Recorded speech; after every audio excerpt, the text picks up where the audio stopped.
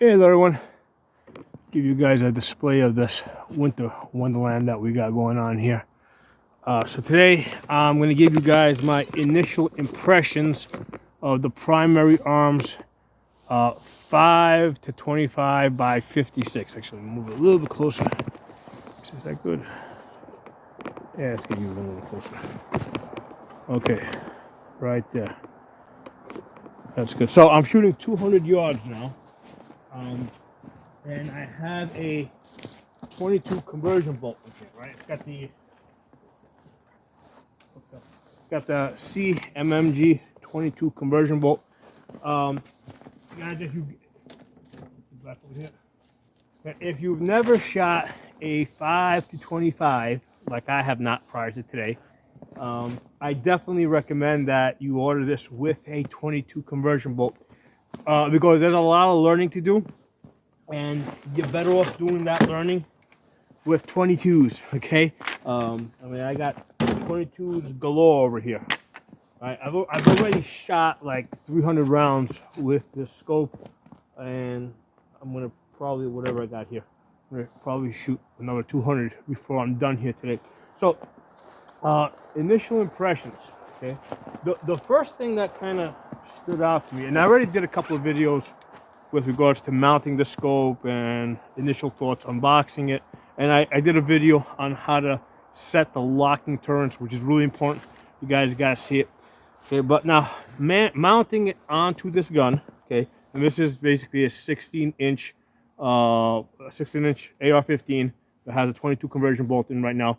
A Palmetto 16-inch umper on an aerial lower that I built myself.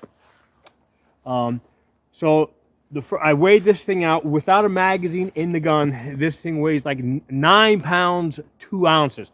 So this is a heavy gun. Once you put this big scope on this, aside from the fact that initially I thought this looked really awkward, this is a heavy gun. My 18-inch AR, right, my Ruger MPR with the with the 1 to 8 LPVOs and the 1 to 10 LPVOs is a lot lighter than this. Okay.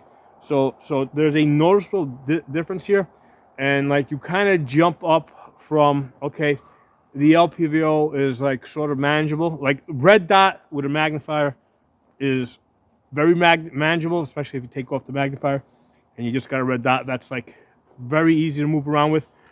LPVO on an AR, those things with a mount, they weigh about 1.5 pounds. I mean, they become, you can notice the weight, but you can still move around with it. Once you put this on here, this becomes awkward and heavy. So, in my opinion, regardless what caliber you're shooting, whether you're shooting 5.56, 308, or the 22s that I got in here right now, this is what I would classify as a special purpose rifle, SPR. Okay, walking around the woods with this, because I had to sling this on my back to get out here. The first thing that jumped out at me, right, was the covers that Primary Arms gives you for this scope are dog shit. Okay, or as my southern friend, my South Carolina friend would say, dog shit. Okay, that's what they say down in South Carolina, dog shit. So the caps are dog shit, okay, because they're plastic, they break off easy, and they're spring loaded and they flip up on their own. And what happens is, as you're walking around the woods, right, this objective lens here is a lot bigger, okay? So this is gonna wanna catch a lot more stuff than your LPVO that has like that's like less than, half the size of this, okay? So this is a lot bigger. This is gonna wanna catch a lot of shit, especially when it's on your back, pointing up. All the shit off the trees is gonna fall in there. So the little plastic flip-up caps are garbage. They're just gonna open up on you. They should give you the rubber bikini covers like I have on my M8 Raptor. That would work. That'll stay in place. And if nothing else, I mean, I don't know if there's any aftermarket options that are available, but that's the first thing that stands out, because if you start collecting shit in here, it's gonna, I mean, basically, the whole purpose of having this big thing in here is to collect light. And if this thing starts collecting dust and shit off of the trees, it's gonna, it's gonna inhibit light from getting into the glass, and it'll also scratch the glass up at some point. Okay? So that's the second thing. The first thing that stood out is heavy, which is fine because we're gaining some extra capability. The second thing that stood out with this is that the caps that come with it are dog shit. Now, initially, I have not shot any 5.56 in this yet, right? I sighted this thing in. I sighted this thing in at 50 yards with 22 long rifle. So it has a chevron in there, right? It's got the Athena reticle sighted in at 50 yards. At 100 yards, okay, basically my drop is at the 1 mil, okay? So when you zero in at 50 yards, that's like the height of the bullet arc, okay? It's never going to climb because the 22 is not going any faster. If you normally my 22s, I like to zero, or even 9mm, I like to zero in at 20 yards because it gives me that arc. I get the second zero round 75 yards, 100 yards. But for this purpose today, I just zeroed in at 50 yards. So at 100 yards, I'm down 1 mil on my the mill grid that it has. Okay, and I'll see if I can attach a picture here of the reticle so you guys can see what it looks like. Okay.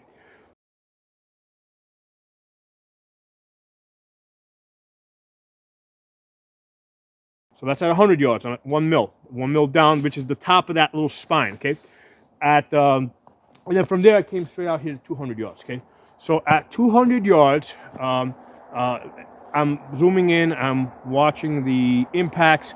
I'm at 6 mils. Okay, so if you've never worked with a 525 scope, at a 5 to 25 scope with that 25 power magnification, okay, as I have not, there's a learning curve here, right? Because when you're going from if you've got like the typical LPVO, like 1 to 8 or 1 to 10,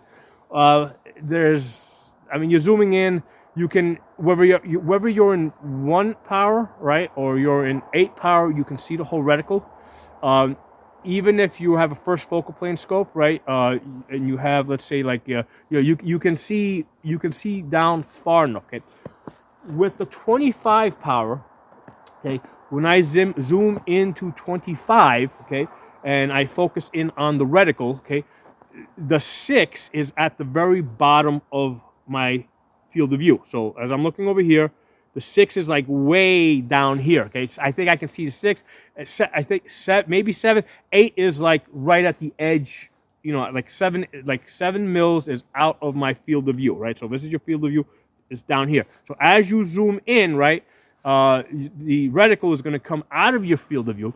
So I'm holding at 6 for 200 yards with 22 long rifle, and it's like right at the bottom of my glass. So it didn't take me long to figure out that with this type of a scope, whether I intended to or not, and initially I did not intend to make too much use of the dials, whether you intend to or not, you have to use the dials because as you go further out, things are going to fall out of your field of view. Okay, so what I did is since I saw that my impacts were at 6 mils, which were near the bottom of my field of view, what I did is now initially I didn't set the zero stop on this, so I was at 3, okay, and what I did is, okay, I got to come up 6, so I went from 3 to 9, so I went up, I dialed up 6 mils, and now when I'm shooting, basically I'm just putting the tip of the chevron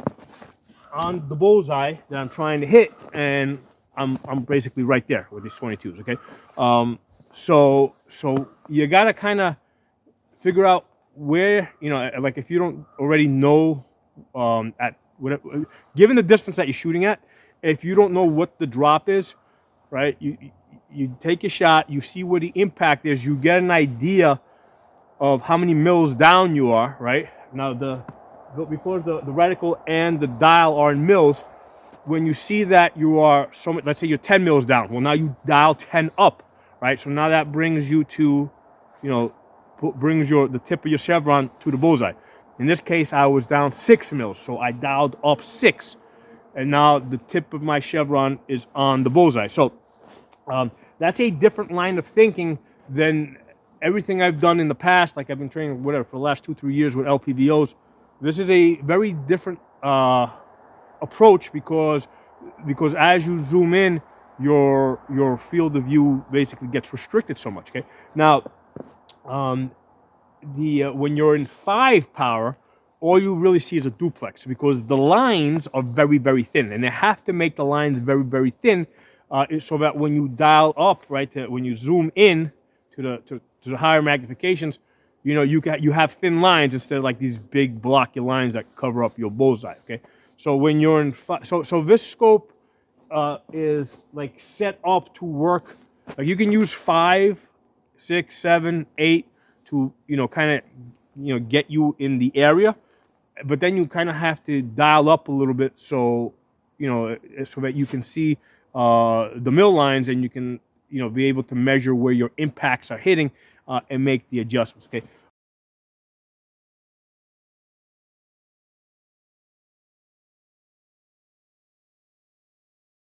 So this was really interesting. So again, this is my first day shooting this primary arms 525 by 56. I've, the mount that I have on here is from is the cheaper one from it was $35 one from UTG.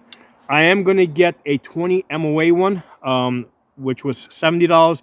That one is from Arkin, I think. I mentioned it in another video. It's like $70. You need the 20 MOA because of all the dialing that you're going to be doing with this scope. If you get like a 0 MOA mount, what that means is that you don't get to use the bottom dials, right? You're only using half of the dials that are available to you, or half the elevation that is available to you. So by starting off with 20 MOA, you're already high, and you have to dial down to near the bottom, right? And now you have a lot of elevation to work with. Okay, so initial impressions. All right, this scope makes the gun heavy, really heavy. Not surprising. The caps that come with it suck. They need to issue better caps. Okay, even the rubber ones will be better because again, my main concern with the caps is as I'm moving around the woods, I don't want shit falling in there. Okay, so caps that are spring loaded and pop open automatically, it's not going to do the job for me. Okay, and thirdly, you gotta practice with this to figure out how to use the mills and how to zoom in and how to dial up and how the two work together. Using 22s is a good way to learn that, right? Because here's the thing: at 200 yards, it's almost as if though I was shooting like let's say a 5.56 at like 700-800 yards. Okay, so I have to do that much work with the scope in order to get on target. Okay, so using 22s is a good way to learn this scope. So I'm going to do a lot of videos on this scope. Okay, because there's a lot that's going to come up. I mean, I've done a shit ton of videos on the primary arms M8 Raptor. I've done a shit ton of videos on the Miffin Grid. Right, I have another scope. So there's a lot of stuff in here. So let me take some shots. Oh, by the way, I'm using the electronic. I got 2 types of targets out there. Okay. I've got a paper target and I also have a steel target where I'm using the electronic muffs. So when I'm shooting at the steel target, I can hear the pings because that's kind of helping me figure shit out here today. Okay, so I want to use both. I want to use both you want to use a paper target and a steel target like side by side at 200 yards to help you figure out how to use this scope. Put my gloves on. Oh, by the way, you definitely want to, when you see white shit all over the place like this, definitely want to preload your magazines. The last thing you want to do is be out here in the woods trying to load 22s into these magazines. One other thing that, initial impressions, I did not set the 0 stop after I zeroed in at 50 yards. So that's why I started off at 3. So now I got to keep track. Okay, I'm at 3. I'll dialed up to 9, but I know that like my 3 mark here is like where I'm starting. I'm out here in the woods. I'm like, yeah, it would be really nice if I can set my 0 to, if I could set the 0 stop or the lock and turn, but I didn't bring the Allen key. Okay, so, and the thing is, I wouldn't want to be messing around with Allen keys and little Allen screws out here in the woods. I wish there was an easier way to set the 0 stop versus having an Allen key and screws and stuff like that. Because out here right now in the woods, I can't do that. Now, once this thing gets once I zero this, I mean, this is probably a minor issue because once I get this zeroed in with the 5.56, I mean, once you do it, it's done, right? And later on, this goes on the AR10, again, once you do it, it's done. But that's one of the things that just came up. It's like, yeah, I'd like to set the locking turns, but I can't because I didn't bring the tool with me out here. So let's take some shots with this.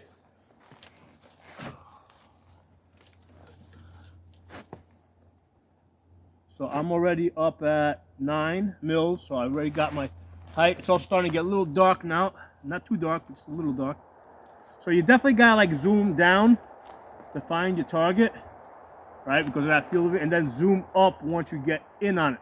Oh, other thing worth mentioning, eye box. Eye box is, it's work, okay? Trying to eye box, eye relief. You know, just if your head's not in the right position, you're gonna have a hard time seeing shit. With the parallax, I mean, they give you the yardages there in the parallax. It depends. You got to play with it to find the right focus, okay? So you do have to work a little bit between the parallax and the diopter in the back to get the right focus. We'll discuss that more in a different video. Okay, so zoom up. So let's go on the steel first. You'll be able to hear the pings.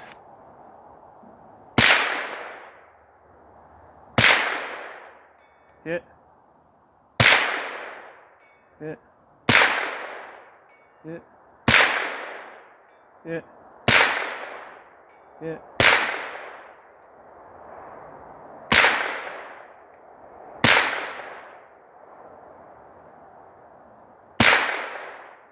Hit. Hit. Hit. All right, that was the steel. Let's go to the paper.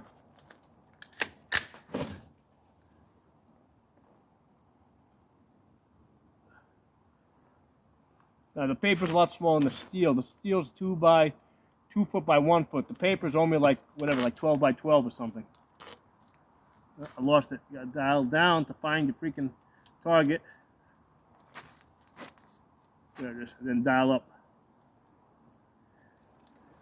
Let me get this.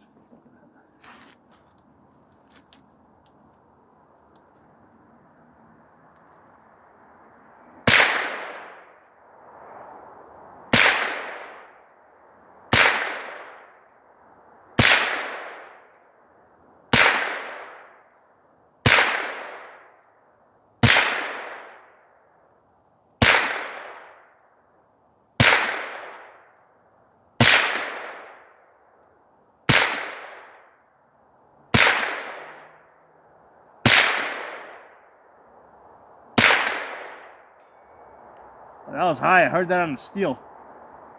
That shot landed high. The steel's above it.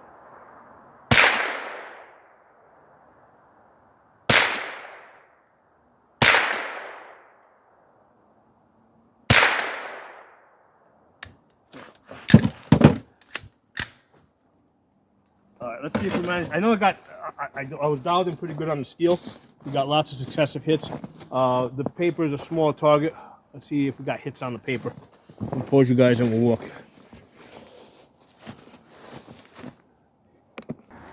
All right, guys, let's take a look at it.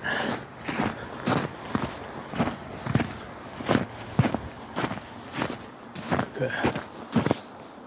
So from my field of view, that paper over there is just above that stump. So the paper here is at, let's say, 100 and maybe 197 yards, and then the steel over there in that little hole over there is at 200 yards. Okay, so we probably fired close to like maybe 22 rounds, because I mean they're 25 round magazines, but sometimes I don't, you know, like they get harder as you load them all the way, so I don't get too anal about it. So let's take a look at the hits here that we got. So the ones with the holes that were from earlier, I was kind of dialing in.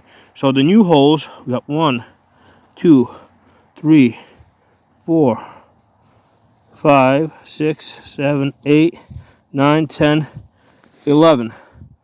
11 hits. Look, there's one over here on the side over here. That could have been for, let's just stick with the paper. So there are 11 hits on paper. 1, 2, 3, 4, 5, 6, 7, 8, 9, 10. 11 hits. So about 50% at 200 yards with 22s. The 22s are like Federal auto match bulk. Like I bought it at Walmart, so it's the cheap shit. So this is hitting, and there's the steel plate which is behind it that I was hitting. So it's kind of helpful to have both of these, because like earlier on when I was getting dialed in, you know, I could hear the impacts over here, and that, you know, and then like over here I could kind of see the impacts in the snow a little bit, and then I could kind of confirm it with because here I can't see the impact so much in the wood, but I can hear the impacts on the steel. Okay, so here in the snow I can't hear the impacts in the snow, but I can see the splash marks of the 22s hitting the snow. So this is, you know, again, this is a learning curve, right? This is new for me. We're going to be working with this for a while. Guys can expect many videos.